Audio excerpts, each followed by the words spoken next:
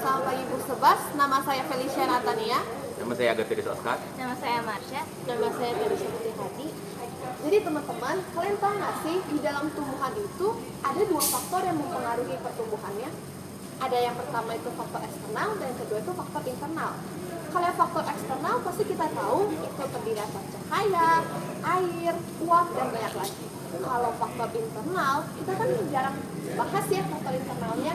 Jadi apa aja sih yang mempengaruhi faktor internal dari pertumbuhan itu? Itu tuh terdiri atas dua, ada faktor genetis dan fitohormon. Fitohormon atau kita sering sebut sebagai hormon pertumbuhan itu tuh terdiri atas 7.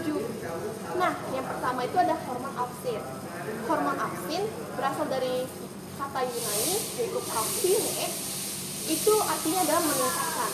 Jadi udah ada gambaran ya hormon itu bakal ngomongin apa. Hormon auksin ini adalah hormon tumbuhan yang berperan dalam pemanjangan sel pada meristem ujung akar dan ujung batang. Hormon auksin ini itu berfungsi ada 3, yaitu untuk mempercepat proses pertumbuhan, mempercepat proses perkecambahan, dan yang ketiga itu untuk mempercepat pemasakan buah. Dan banyak lagi, karena kan emang hormon auksin ini fungsi utama itu meningkatkan. Hormon auksin ini itu sangat peka dengan cahaya. Jadi, jika sebuah tumbuhan terpapar cahaya terlalu banyak atau terlalu sering, maka hormon auksin itu akan rusak. Jadi, sebuah tumbuhan, apalagi sedang masa bertumbuh-tumbuhnya, memang boleh untuk terkena cahaya dan lebih baik terpapar cahaya yang cukup, dalam jumlah yang cukup dan tidak kebanyakan.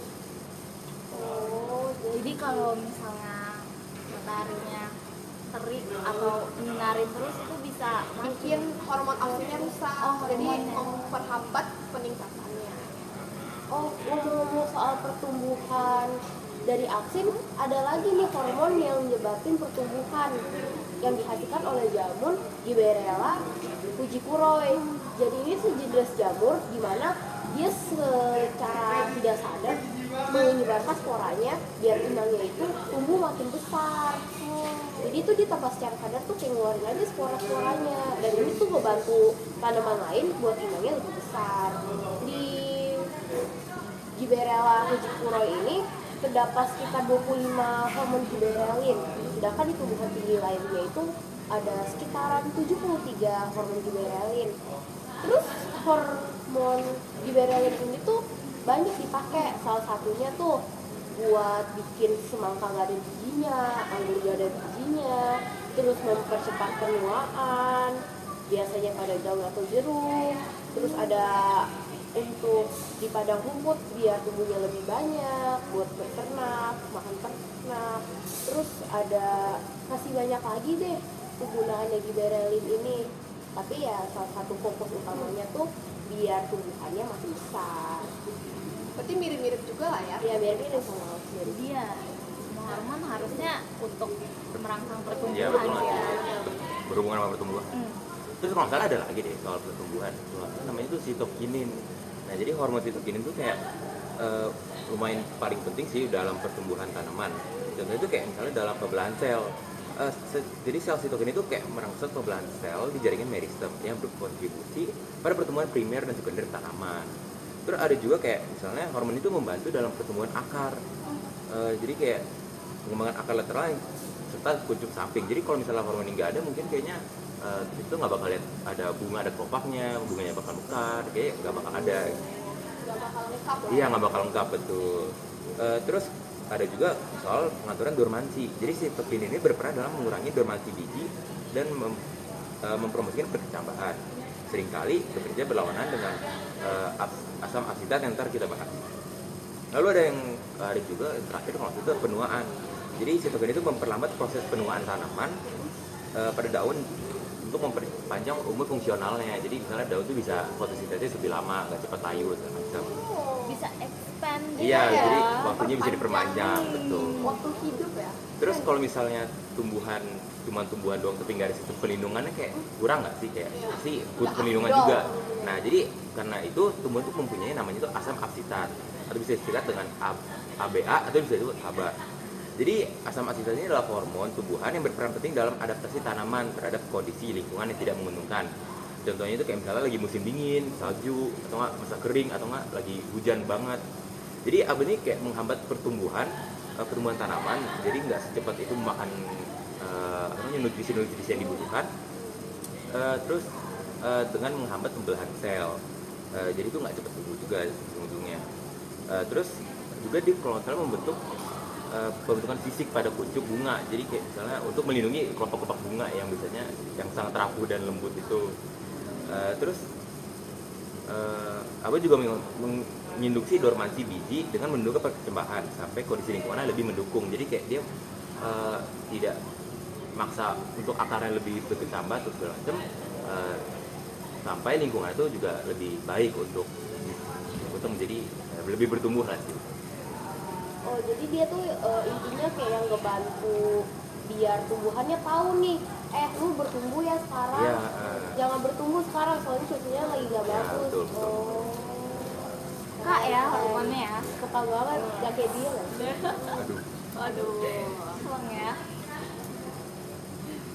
Asam aksitan. Ini masih ada lagi deh. Lagi kayak udah banyak banget.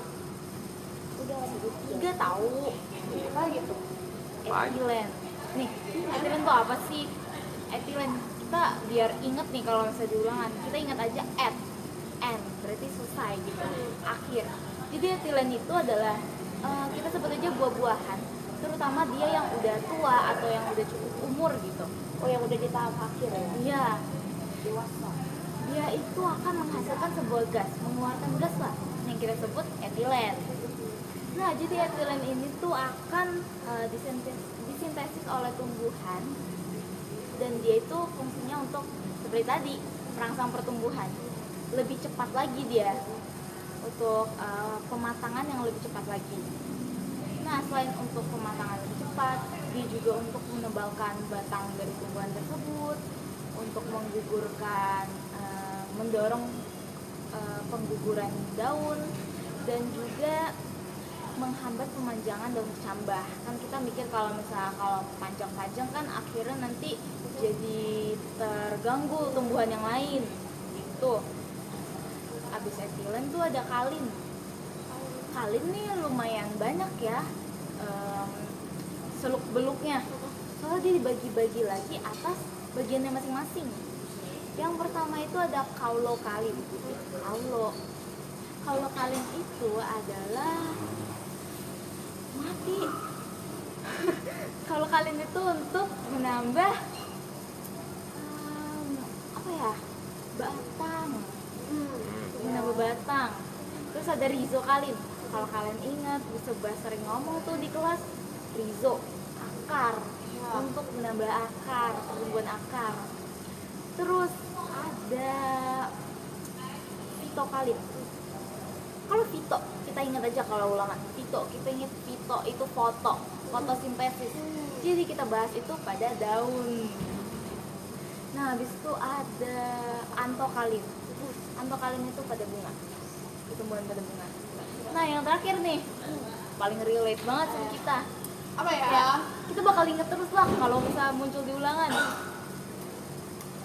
Jadi ini, yang terakhir itu asam traumalin.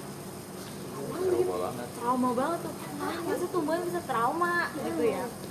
Jadi asam traumalin tuh kenapa aku katakan relate banget sama kehidupan, karena dia tuh ibarat tumbuhan. Dia tuh punya luka, terus dia sembuhin sendiri. Self-heal banget ya. Iya, dia sembuhin sendiri. Jadi kayak dia beregenerasi kalau kita sebutnya di tumbuhan ya. Jadi dia mungkin membentuk suatu sel baru atau individu baru gitu. Begitu sih. Banget ya, yang traumalin itu Iya, bisa bisa. ngesembuhin lukanya sendiri. Independen, gitu. sangat independen banget. Setuju. Ternyata hormon-hormon yang di tumbuhan itu nggak sesusah yang kita bayangin ya. Iya. Walaupun namanya susah tapi fungsinya masing-masing ada. Dan Iya, dan simpel jelas. sebenarnya, kayak jelas Simpel. nggak yang susah itu. Dan karena kita jelasin satu sama lain, kita jadi lebih ngerti. Ngerti, Karena betul. ya, Daripada ngakamin langsung. Jadi kayak ada nama-nama yang mirip bisa disambung-sambungin. iya, jadi kita ingat. Kayak asam traumalin, trauma. Self-heal. Itu bakal inget terus itu. Iya. Terus yang kayak etilen, N. yang biasa tahapan akhir semua. Terima kasih ya teman-teman. Terima kasih Makasih loh udah atas ngejelasin penjelasannya. loh.